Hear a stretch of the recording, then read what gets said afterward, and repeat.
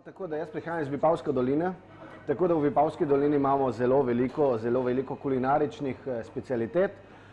Med prve bi predstavil, recimo bi rekel, če že prihajam z našega konca, bi rekel pršut vipavski ali pa kraški pršut, eno dobro vipavsko ali pa kraško joto, eno dobro belo polento, klobase, suhomesne izdelke in to je to. Meni osebno je najbolj pri srcu kraško-furlanska kuhinja, tako da veliko stavim na divjačino, veliko stavim na ribo in na tiste klasične jedi, ki bi prihajali z mojega konca. Za prepoznavnost države je kulinarika, mislim, da je številka 1. Poleg lepih krajev, v katerih smo in kjer se nahajamo, je tudi kulinarika, ki nam daje dejansko, nam odpira vrata. Smo zelo bogati, tako da imamo, recimo, če gremo v naš konc, v 15 minutah smo v hribih in 15 minutah smo na morju.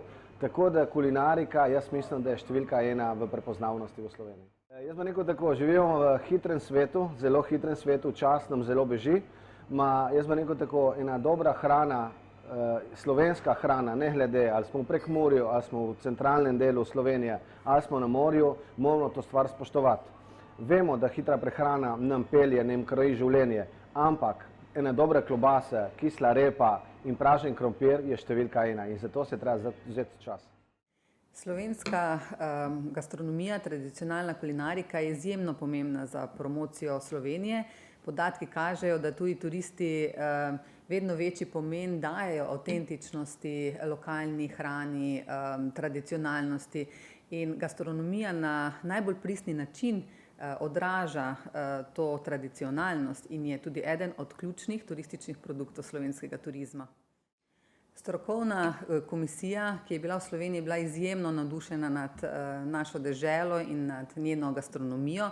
Najbolj so jo navdušili povezanost vseh 16 partnerjev pri pripravi in izvedbi projekta kandidature Evropska, torej gastronomska regija 2021, usmerjeno Slovenije v trajnostni razvoj, potem inovativnost mladih kuharjev, kakovostna kulinarika, kratka pot od njive do krožnika in predvsem srčnost in ponos vseh, ki delajo v slovenski gastronomiji.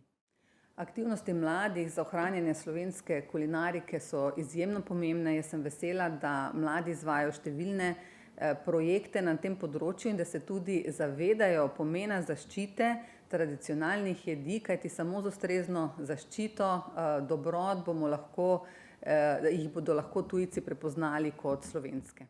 V Figovec se definitivno vrača ali pa se je že vrnila ta slovenska kulinarika. Jaz mislim, da itak nič drugega sem not ne paše kot to. Saj načeloma po mojem pretekle zgodbe zdaj zadnjih let govorijo vse o tem. In prav je, da se ne sam pri nas v Figovcu, ampak generalno osvešča o tem. Vesel sem, da se daje prednost dobaviteljem slovenskim, da se zdaj v bistvu vse skupaj usmerja v to.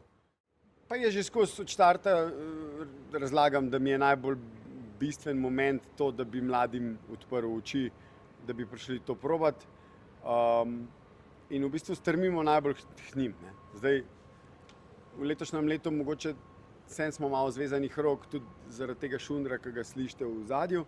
Pa bo naslednje leto mogoče malo več tudi dogajanja, ki bo privabljalo mlade in da bojo se tam pa srečali z osnovno kulinariko, ki se še niso. Ampak roko na srce, vsi smo na tem zrastali, tako da sploh ne vem, ni tukaj tople vode.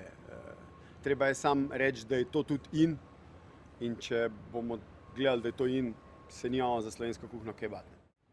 Pri Figovcu bi v bistvu mogoče sam to poudaril, da ga v podjetju, ki imamo kar nekaj lokacij, predvsem za mlade, recimo Shooters, ki pokriva nek segment, pa K4, ki pokriva dosti underground, zahtevno publiko, posebej segment. Pol je Cirkus, ki je najverjetneje vsem znan, jasen, vejo, predvsem mladi, ki jih mogoče danes nagovarjamo.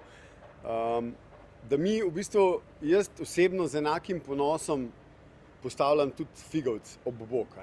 Naša ekipa je predvsem sestavljena iz mlajših oziroma mladih ljudi, kar pomeni, da pač imamo nadobudne mlade oziroma hočemo mlajše ljudi in jih pač tudi spoznati s to kulinariko ali pa oziroma slovensko hrano, tako da pač to je samo pozitivno, kar se nas tiče.